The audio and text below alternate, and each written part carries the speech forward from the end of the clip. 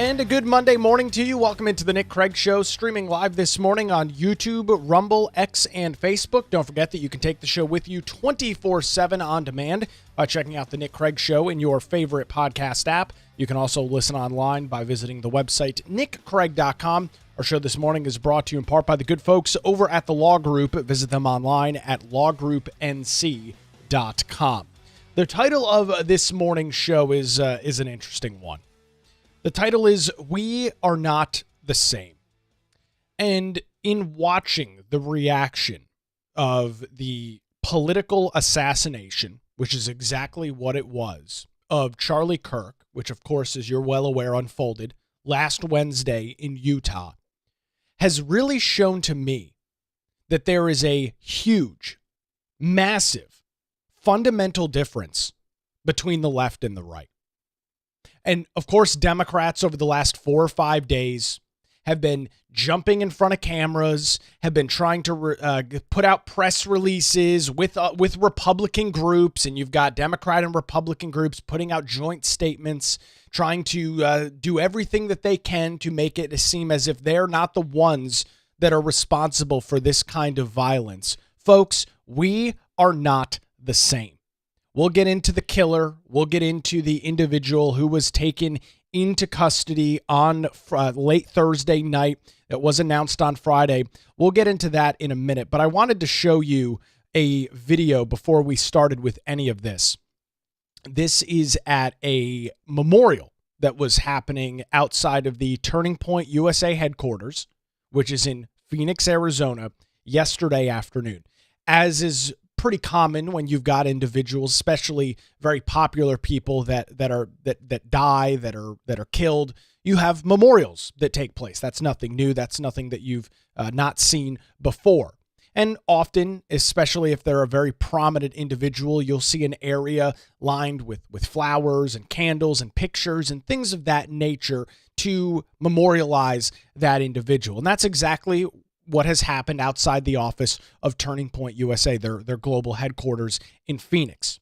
So yesterday afternoon, as this memorial is ongoing, as people are putting things on the memorial, as individuals are paying their respects to Charlie Kirk, to the people at Turning Point, to Erica, his wife, this is the situation that unfolds.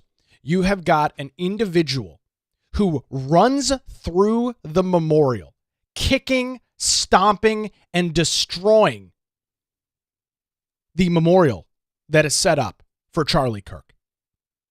He is then swiftly taken by supporters in the crowd, punched and kicked in the face. I wish they would have had a little bit more time with him. And then is swiftly arrested by law enforcement. This video, the rhetoric that I have seen on social media, that you have seen on social media over the last 4 or 5 days, could not draw a better contrast between the left and the right. Folks, we are not the same. We're not. This scumbag wearing the same shirt of the alleged assassin who pulled the trigger that killed Charlie Kirk. Ladies and gentlemen, we're not the same. There's no other way to put it. There's no other way to describe the vitriol, the hatred, the commentary that you have seen over the last couple of days without coming to the realization and wrapping your head around the notion that the left and the right, politically, morally, religiously, and socially, are not the same people. We live in the same country. We live under the same roof for all intents and purposes, but we're not the same. And we're never going to be the same. Have you ever seen a situation like the video I just showed you, where you've got a memorial taking place for a guy who was killed, assassinated, not just died, right? Didn't die in a car accident, didn't die from a freak medical cause or anything like that. No, had his life ripped away from him at the hands of an assassin's bullet. To have somebody run through that memorial, kicking, stomping, destroying. And I'm supposed to believe that we can all just come together. I'm supposed to believe that if we just, we just need to keep talking. Yeah, absolutely. Not a chance in hell. We're fundamentally different. Us on the right, we are fundamentally different than those on the left. Just look at every situation of alleged police brutality that has existed over the last 10 years. You get somebody that gets roughed up by the police, and you've got BLM, you've got Antifa, you've got all of these left-wing groups. They take to the streets, they burn, they riot, they loot, they attack law enforcement. I mean, just look at the situation in Los Angeles earlier this year when National Guard was deployed. You had left-wing agitators burning cars in the middle of the streets, attacking law enforcement. That's how the left deals with their issues. That is how the political left tries to square up their perceived political differences. That's how they handle it.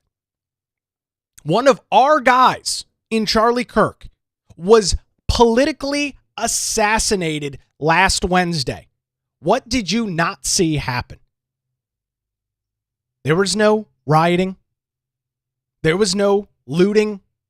There was no burning of buildings. There was no attacking law enforcement. There was no throwing bricks through windows to steal all of the things inside of the shop. None of that happened because there is a fundamental difference between the right and the left. Democrats have a massive problem on their hands this morning. They have a group of individuals that are behind them that are completely out of control. They have a group of people behind them that they have completely lost control of. You've got teachers in public schools across North Carolina that are wishing on the death of more conservatives. You have got so-called educators, the professionals, right? You always have to hear from the bleeding heart liberals about how professional our teachers are. And God forbid you are critical of the school board and educators who are indoctrinating your children. These so-called professionals are in your children's classroom this morning advocating for more political violence, commenting that people like Charlie Kirk, people who are religious, people that are strong in their faith, people that are conservative, deserve to rot in hell.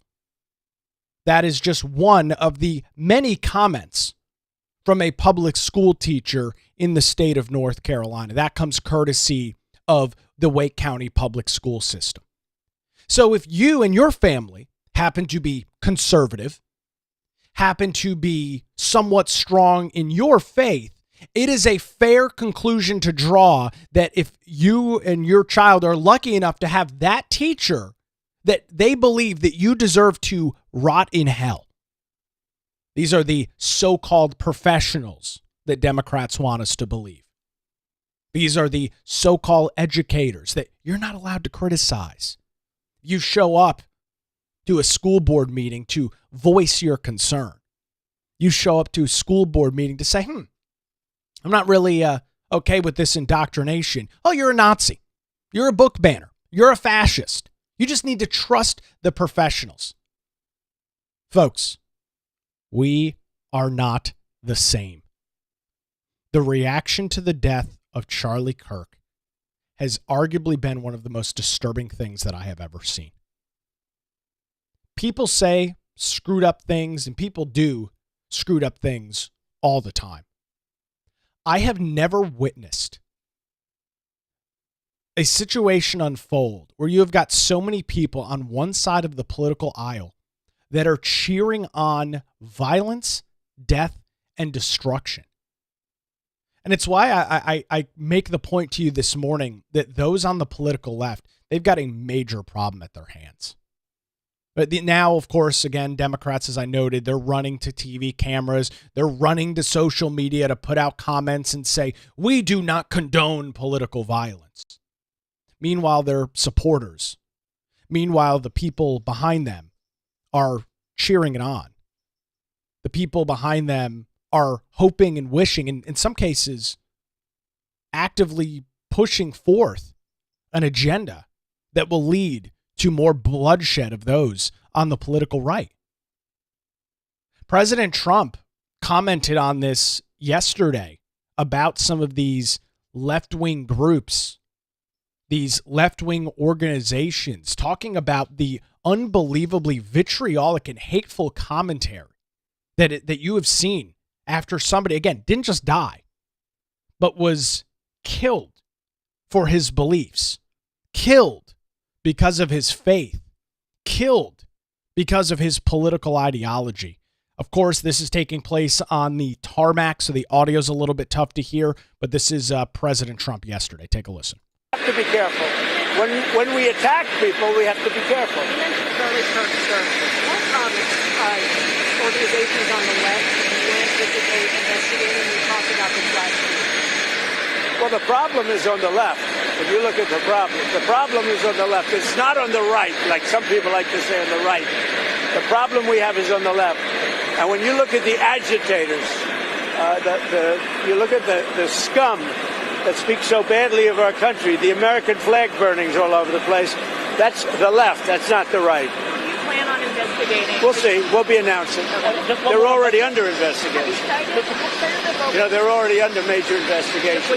A lot of the people that you would traditionally say are on the left. They're already under investigation? Already under investigation. Have you asked to start revoking the visas of those who have... That's just a portion of President Donald Trump's comments on a tarmac yesterday, talking about how this rhetoric is on the left, and he's 100% right. And now Democrats are trying to claim, and they'll jump to, well, you know, there was two Minnesota lawmakers that were killed earlier this year. That's a fair statement. Was that an act of political violence? It absolutely was. Did you see anybody cheering on the death of those lawmakers? Did you see major news networks commenting on the death of those lawmakers and saying, yeah, no, well, they were Democrats and Democrats don't do good things. So if you're going to be affiliated with the Democrat Party, I guess that's what you should expect. Did you see any of that commentary? No, you didn't. Did you see anybody stomping their way through memorials for those lawmakers? No, you didn't. Because there is a fundamental difference between the right and the left. We are not the same people. We're just not. We could not be further apart. The Democrat Party and their deranged followers have completely lost control. They have so much vitriol. They have so much hatred for individuals that are on the right side of the political aisle that they will go to literally any ends to cause them death and destruction, including shooting and killing them.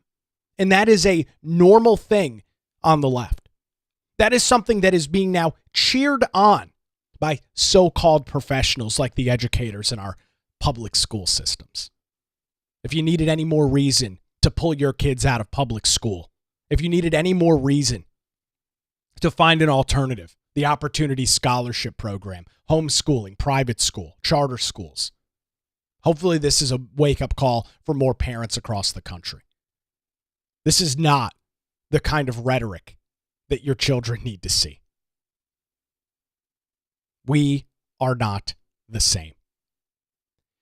The Utah governor in Spencer Cox, after announcing on Friday that a suspect is in custody, 22-year-old Tyler Robinson. He was not a student at Utah Valley University. However, he was a resident of the state, committed this heinous act.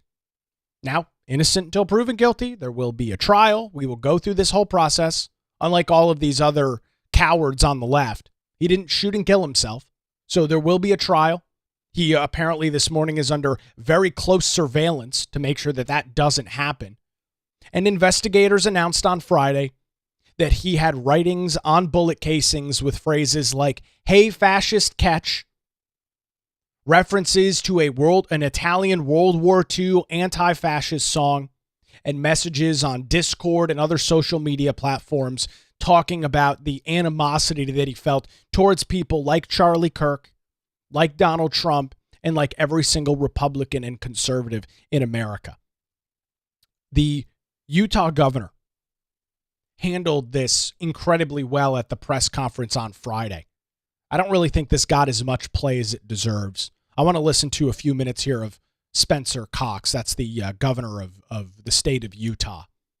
I thought he had some incredibly insightful things to say in what was a very emotional situation, continues to be a very emotional situation, and his plea to the American public as to how we go forward. Take a listen to this. Ladies and gentlemen, I get the microphone, so I hope you'll permit me a moment just to share a few more thoughts about where we are and how we got here, and maybe a little bit of where we go from here. I don't want to get too preachy, but I think it's important that we, with eyes wide open, understand what's happening in our country today. I've heard people say, well, why are we so invested in this?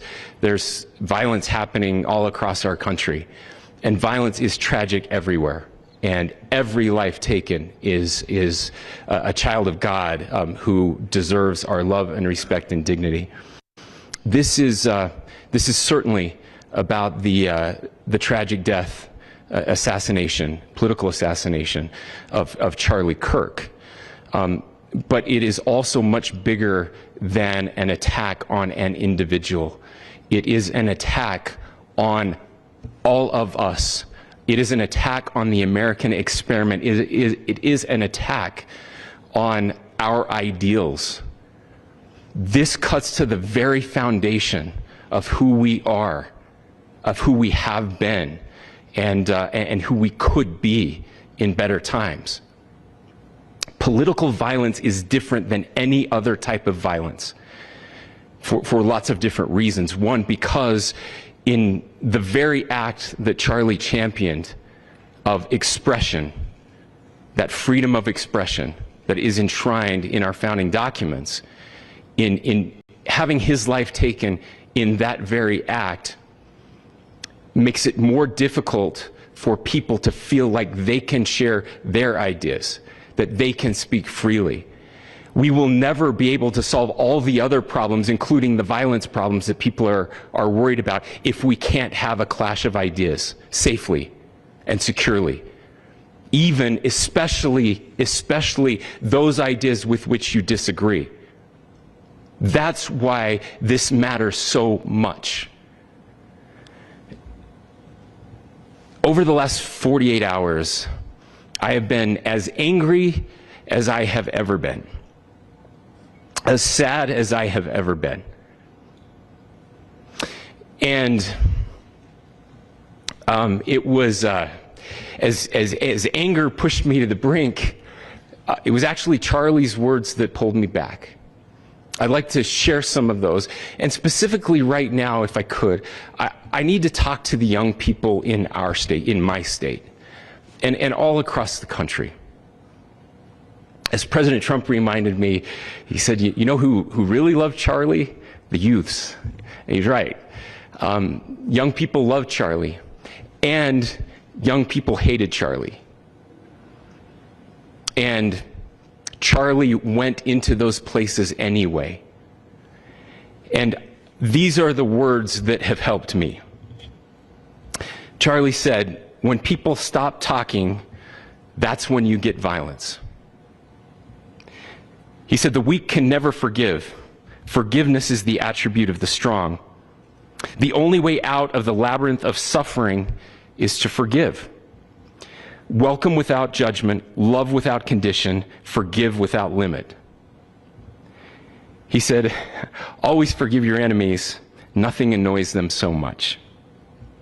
A few months ago, I referenced this last night, Charlie posted to social media, when things are moving very fast and people are losing their minds, it's important to stay grounded. Turn off your phone, read scripture, spend time with friends, and remember, internet fury is not real life. It's going to be okay. He again said, when you stop having a human connection with someone you disagree with, it becomes a lot easier to commit violence. He said, what we as a culture have to get back to is being able to have a reasonable agreement, where violence is not an option. Now, again, to my young friends out there, you are inheriting a country where politics feels like rage. It feels like rage is the only option. But through those words, we have a reminder that we can choose a different path.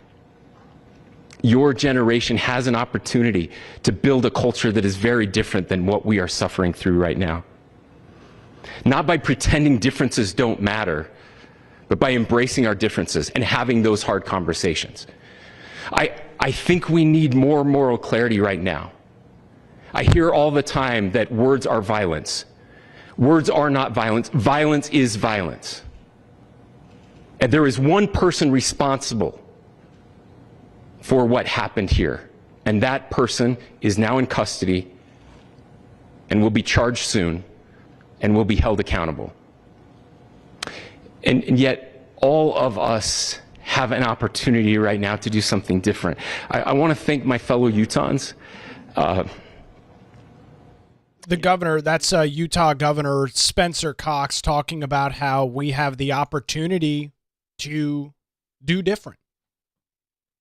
Really coming down to and making the point that we have an opportunity, whether we want to continue to have our political disagreements met with the barrel of a gun, or do we get to back to a period of time where we can have political debate, where we can have political discourse without feeling like the only solution to the problem is to shoot and kill our political opposition.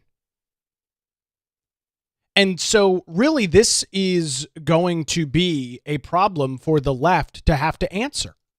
Elon Musk posted a meme on his X account around 2:30 this morning. And it's really as accurate as you can get. It's showing, it's a 4-panel picture here in the classroom. It says they're all Nazis. Sitting in front of a television, they're all Nazis.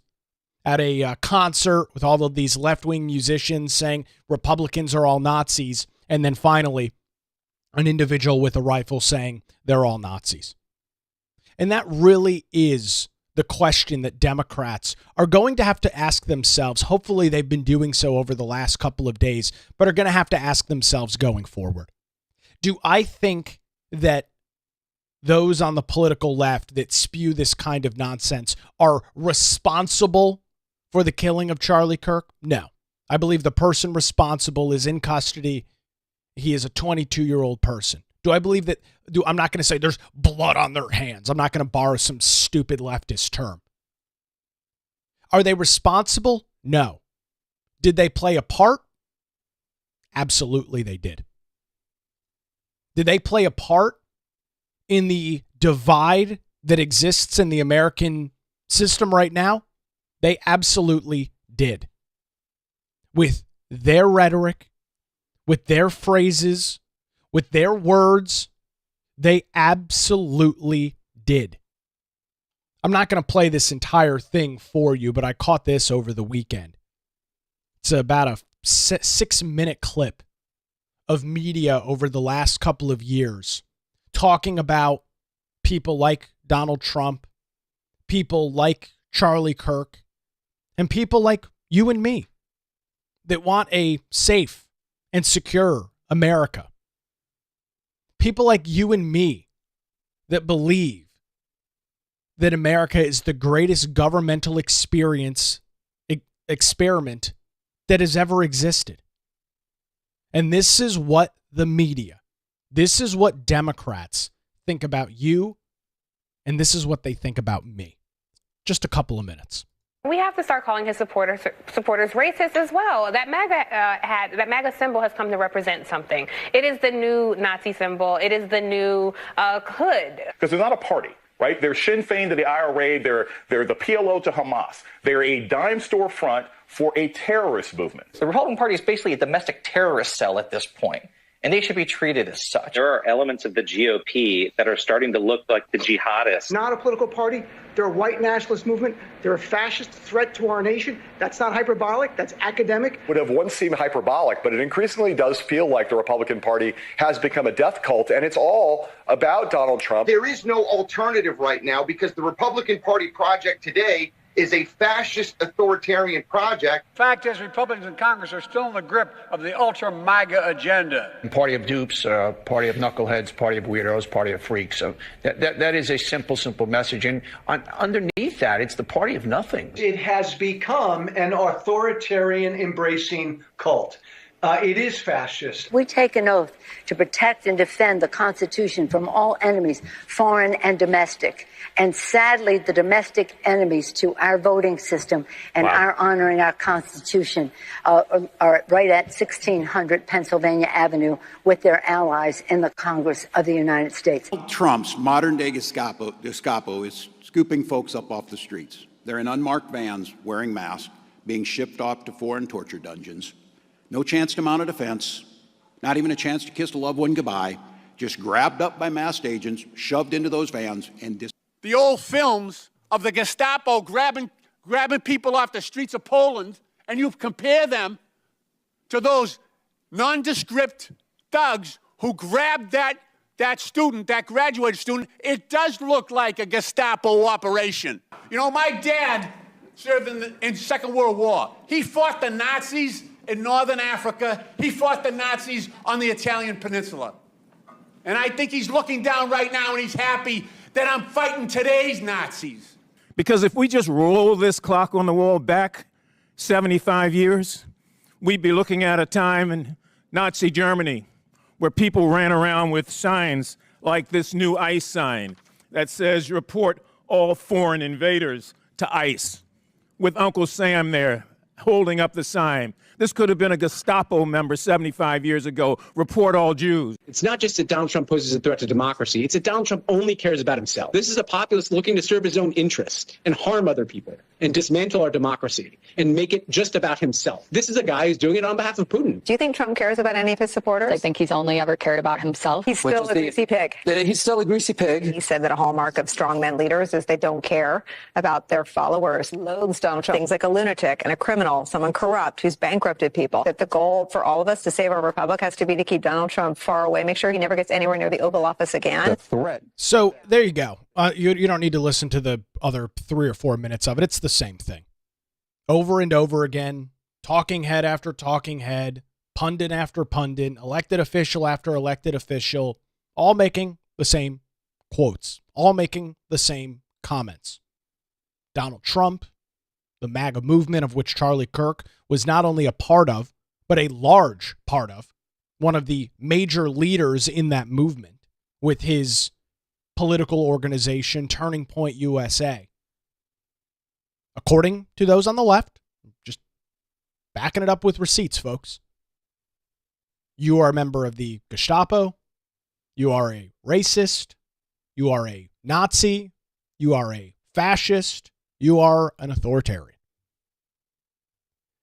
So before I take any commentary or any quote from those on the political left who are doing everything in their power to try and distance themselves from their own words, doing everything in their power to try and surge to the media and claim, oh, we don't condone this kind of violence. We don't condone people getting shot and killed because of their political ideology. You have to ask yourself and critically ask yourself, do they actually believe that? And unfortunately, as I sit here this morning, I do not believe them. As I sit here this morning, no, I don't believe them. I believe that they are taking advantage of a situation, which is, of course, the assassination of Charlie Kirk.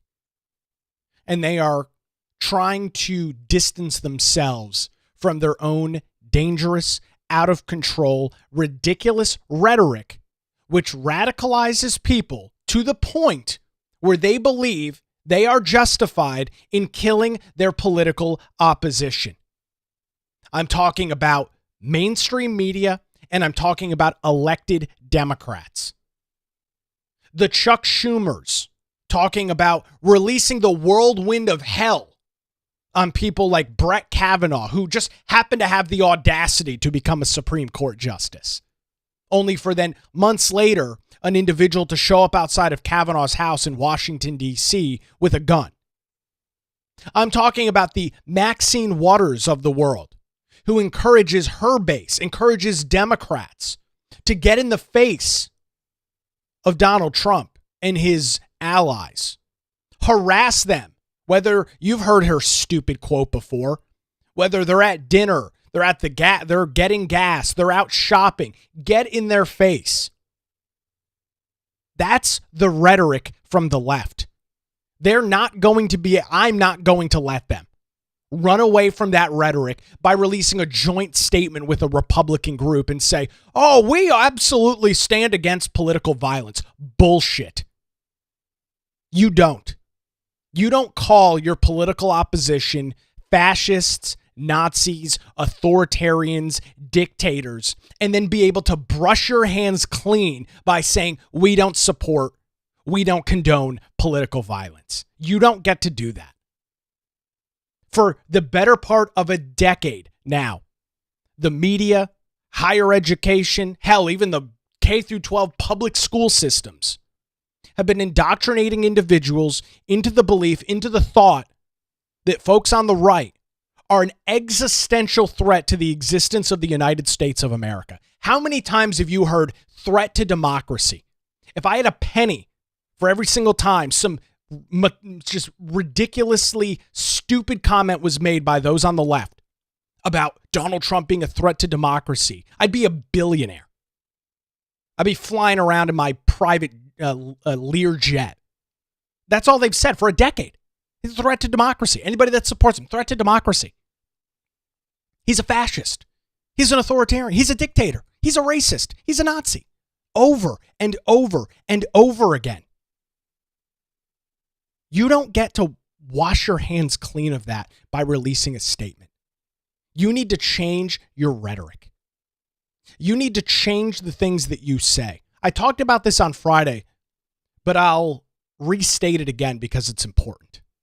You're allowed, and you should be allowed, and you are allowed to be critical of your opposition. You're allowed to voice your displeasure with what the opposite political party is doing. You're allowed to be critical, hypercritical, extremely critical of your political opposition. That's fair game. We live in the United States of America. We live in a democratic republic where every 2 or 4 years, depending on the election cycle, hundreds of millions of people go out and vote. You're allowed to be critical. You're allowed to voice your opposition. But when you spend 10 years equating 70, 80, 90, 100 million people to those of the rise of Nazis in Germany, I think you've taken a step too far. There needs to be some serious inward reflection from those on the political left. There needs to be some serious inward reflection for those in the media that even literally while Charlie Kirk was bleeding out on stage are on MSNBC saying, well, guy said some pretty controversial stuff, so I guess you kind of should expect that. I mean, that's literally as he is being killed, saying those comments. Not on fringe outlets, folks. This is another point that needs to be understated. We're not talking about fringe elements of the Democrat Party. We are talking about the radicalization of the mainstream. We're not talking about random people on Instagram or TikTok or X or Facebook making ridiculously absurd comments. We are talking about people going on MSNBC, people going on CNN, people going on ABC, NBC, CBS, and making these comments. This isn't fringe media. This isn't some jackass sitting in his mother's basement doing a podcast. This is on national television in front of hundreds of thousands of people. It's not fringe. This is mainstream now for the Democrats and the Democrat Party. And so if you want me to give you any sort of credit or put any sort of stock into your comments of we don't condone political violence and we need to ratchet down the pressure, the commentary from the Utah governor about coming together and being able to have discussion, it starts on the left. It starts with those in the media, whether it's print, television, radio, wherever. It starts with them, and it starts with the things that they say. You know, now Democrats are saying, oh, well, nobody should have to fear about making comments publicly. What do you mean? We should have to fear making comments publicly. We should. We have good reason to. There's a risk that we're going to get shot and killed for voicing our opinion. There's a risk that we're going to get shot and killed for having the audacity to profess our political beliefs. There's a risk and fear that if we express our political opinion, you on the political left are going to come after us and ruin our lives. You're going to call us a racist. You're going to call us a bigot. You're going to go to our employers. You're going to ruin our life. There is a risk. This starts with one group and one group only. The radical progressive left that has taken hold of the mainstream. It is no longer fringe folks on the left that are saying this stuff, ladies and gentlemen. It is absolutely mainstream at this point in time. And you've even got, even amazingly, even just in the last 24 hours, you've got people that are those on the political left coming out and saying the most ridiculous things you can imagine. Here's a Democrat senator from Connecticut posting on X yesterday. Pay attention, something dark might be coming. The murder of Charlie Kirk could have united Americans to confront political violence. Instead, Trump and his anti-democratic radicals look to be readying a campaign to destroy dissent. This was yesterday from Chris Murphy, the senator out of Connecticut. And I'm supposed to believe that this isn't mainstream? I'm supposed to believe that this is not a common thought in the Democrat Party? This isn't just some random person on Twitter, folks. This is an elected member of the United States Senate being incapable of any sort of inward self-reflection on his actions, his party's actions that have led to people believing that it is okay to assassinate their political opposition. It's a very, very serious problem that the left has to grapple with. So no, I'm not reading your joint statement with Republicans. I'm not reading your articles at NPR, at PBS, at MSNBC, at NBC News. I'm not reading your articles about what we need to do to tone down political violence. I don't care. You don't get to tell me, you don't get to tell us how we tone down political violence. Take a freaking look in the mirror. It's your rhetoric. It's your dehumanization that has led to people believing that the only solution to saving our country, because we're an existential threat, remember? The only solution to saving America long term, the country in which you live, the country in which you live your life, the only way to do that is to kill your political opposition. So Democrats, what are you guys going to do in response to this? That's the big question this morning. Charlie Kirk's wife, Erica, spoke on Friday night, making some statements from the studio of the Charlie Kirk Show, which, by the way, Vice President J.D. Vance will be hosting his 3-hour radio show today. Very emotional, heart-wrenching commentary from her. I will play it. It's important to listen to. It's tough to listen to, I'll admit. But it's important to listen to. We'll get into that coming up here in just a couple of minutes. Before that, the only way this show is possible is thanks to our great folks that support us over at patreon.com/Nick Craig and Melissa Gott and her team over at the Law Group. When legal challenges arise, make sure you put your trust in the Law Group right here in Wilmington. Since 2003, for the last 22 years, their experienced attorneys have provided high-quality, affordable legal services across Eastern North Carolina. Whether you're facing a divorce, navigating real estate transactions, or maybe you're in a position where you need a strong defense, the Law Group has your back.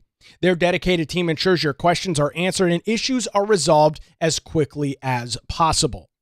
Located in downtown Wilmington, they're just a phone call away at 910-251-6088, or you can visit them online at lawgroupnc.com, 910-251-6088, or their website, lawgroupnc.com. The Law Group, experience and dedication you can rely on. We appreciate the Law Group and their continued support of the Nick Craig Show. Quick disclaimer, if you're somebody that does not want to hear, and I'm not blaming you for it, but if emotionally, if you're just not prepared and don't want to listen to Erica Kirk's commentary, tune out of the rest of today's show. Thanks for listening. Appreciate you being here. It's a tough listen. It's a tough watch. It's incredibly emotional, as you would imagine. And hopefully you'll join us tomorrow morning. So just quick disclaimer on that. Friday night, in what can only be described as an incredibly courageous action, Charlie Kirk's now widow took to a podium in the studio where Charlie Kirk hosted his nationally syndicated, his very popular radio show and podcast each and every day to address the horrific political assassination of her husband earlier in the week. Good evening. My name is Erica Kirk. Charlie Kirk is my husband. I first want to thank the local, state, and federal law enforcement who worked tirelessly to capture my husband's assassin so that he can be brought to justice. I want to thank the first responders who struggled heroically to save Charles's life, and the police who acted bravely to make sure that there were no other victims on that terrible afternoon. I want to thank the officers who have protected our Turning Point USA family these past 2 days. And I want to thank the Turning Point USA board, the COO, Justin Strife, and my husband's chief of staff, the amazing Mikey McCoy, for all their work in these terrible days to be the stability for our family and for the wider Turning Point USA family as well. My heart is with every one of my husband's employees who lost a friend and a mentor. I want to thank the staffers of his amazing Charlie Kirk show, who helped him broadcast from this studio, this chair. Every day he loved it. He loved what he did. I want to thank the millions of people who have shown their love for Charlie here in Phoenix, across America, and worldwide. I want to thank my husband's dear friend, Vice President Vance, and his phenomenal wife, Usha, for their love and support. You guys honored my husband so well, bringing him home. You both are tremendous. I want to thank President Trump and his incredible family for the same. Mr. President, my husband loved you. And he knew that you loved him too. He did. Your friendship was amazing. You supported him so well, as did he for you. 2 days ago, my husband, Charlie, went to see the face of his Savior and his God. Charlie always said that when he was gone, he wanted to be remembered for his courage and for his faith. And one of the final conversations that he had on this earth, my husband witnessed for his Lord and Savior, Jesus Christ. Now and for all eternity, he will stand at his Savior's side, wearing the glorious crown of a martyr. Charlie loved life. He loved his life. He loved America. He loved nature, which helped him always bring him closer to God. He loved the Chicago Cubs. And my goodness, did he love the Oregon Ducks. Want me to say go Ducks, so I have to since they play on Saturday. So go Ducks. But most of all, Charlie loved his children, and he loved me with all of his heart, and I knew that. Every day I knew that. He made sure I knew that every day. Every day he would ask me, how can I serve you better? How can I be a better husband? How can I be a better father? Every day. Every day. He was such a good man. He still is a good man. He was the perfect father. He was the perfect husband. Charlie always believed that God's design for marriage and the family was absolutely amazing, and it is. It is, and it was the greatest joy of his life. And over, he would tell all these young people to come and find their future spouse, become wives and husbands and parents.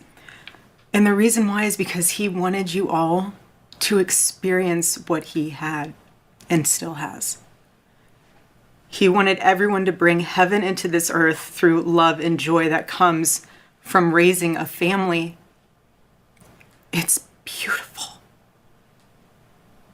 Charlie always said that if he ever ran for office, I know a lot of you asked if he ever was going to, but privately he told me if he ever did run for office that his top priority would be to revive the American family.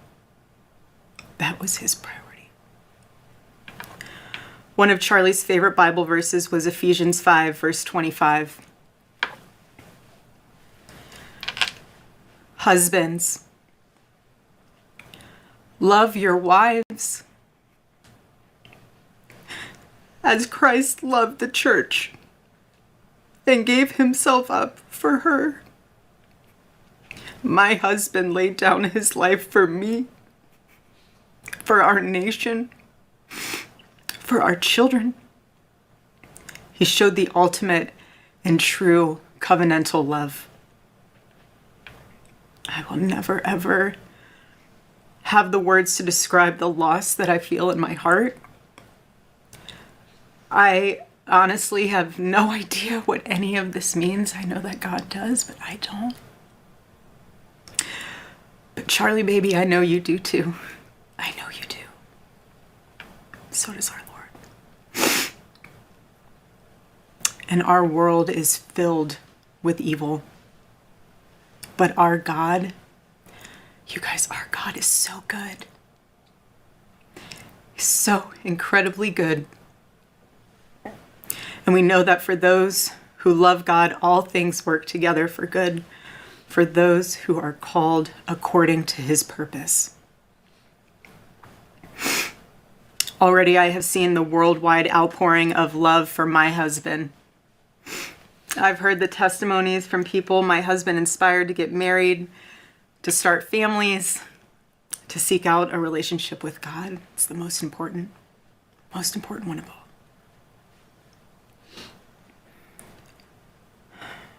The evildoers responsible for my husband's assassination have no idea what they have done.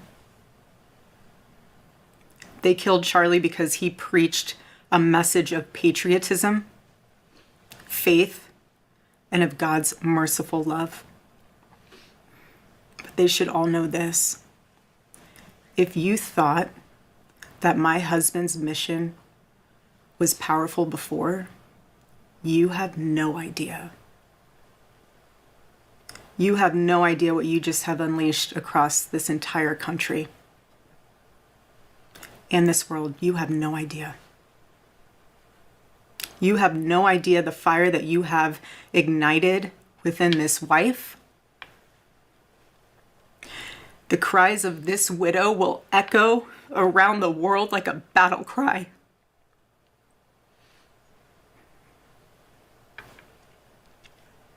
To everyone listening tonight across America, the movement my husband built will not die. It won't.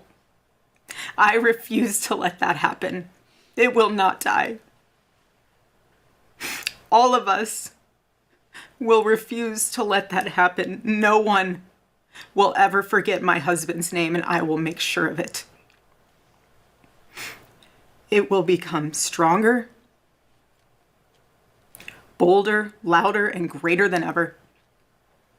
My husband's mission will not end, not even for a moment. And one of Charlie's greatest talents was his ability, this phenomenal ability to choose great people to follow him. He could always find the ones who could handle any setback. And it's almost like he knew. He could see it in you. Even when you couldn't see it in yourself, he just knew. He knew you could handle it. You thought you only had 5% left, and he knew you had 15. He knew you were ready to go that extra mile even when you didn't. He always challenged people around him to work harder and to be better. He never gave up. And I love knowing that one of his mottos was never surrender. So I want to tell you that we'll never surrender. We never will. Ever. Ever. Our campus tour this fall will continue. There will be even more tours in the years to come. America Fest here in Phoenix this December will go on. It will be greater than ever. The radio and podcast show that he was so proud of will go on. And in a world filled with chaos, doubt, and uncertainty, my husband's voice will remain. And it will ring out louder and more clearly than ever. And his wisdom will endure. My favorite too, but my husband's favorite word in the English language was earn. He would call all of you to be people of action who earn the future America deserves. So to all of the young people who felt inspired by my husband's faith and hard work, all of you already know what Charlie would want you to do. You know. You know. If you're in high school or if you're in college, go find your local Turning Point USA chapter. Join it. Stay involved. He wants you to make a difference. And you can. You can. The movement's not going anywhere, and it will only grow stronger when you join it. If there isn't a chapter, you can't find one, then start one. There is no excuse. You can start one. And as my husband used to say in this room, every single day, if you want to get involved, the best way you can do that is going to tpusa.com. That's what he would say every day from this chair. Every single day. I watched his show every day, and he would always say, if you want to get involved, go to tpusa.com. If you're a pastor, join our movement at TPUSA Faith. And if you're a parent, I highly recommend that you come to America Fest in December. Sign up right now for that because we would love to see you. I would love to see you. Charlie would. He'll be there. He'll be there in spirit.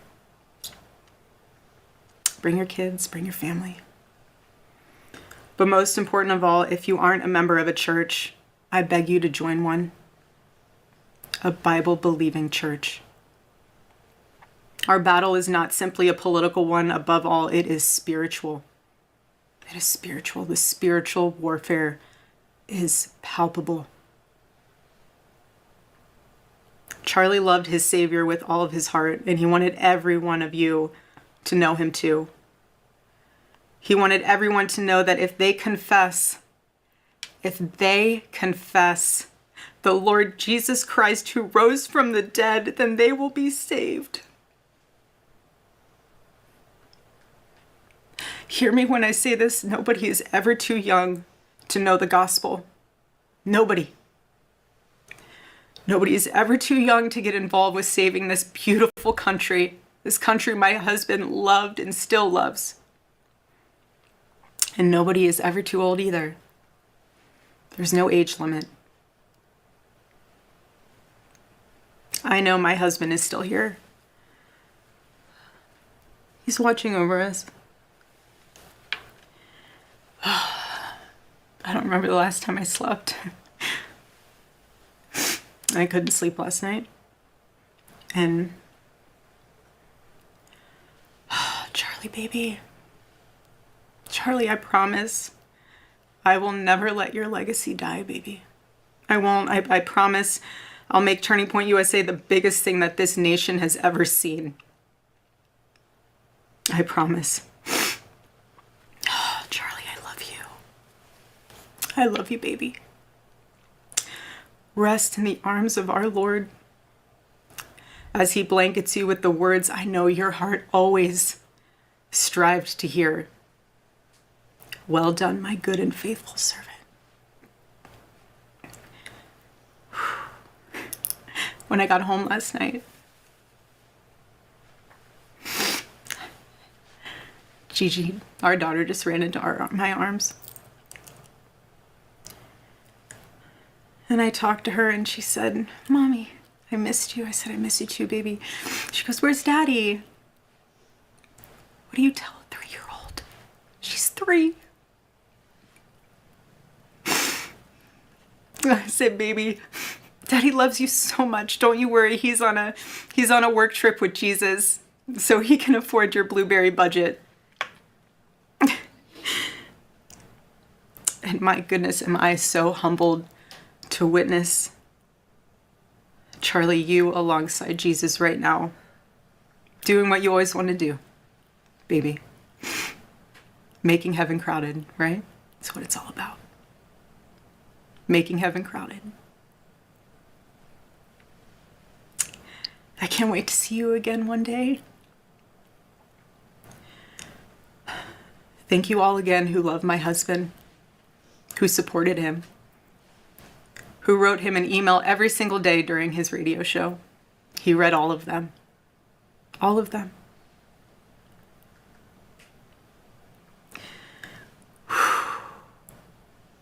God bless you all.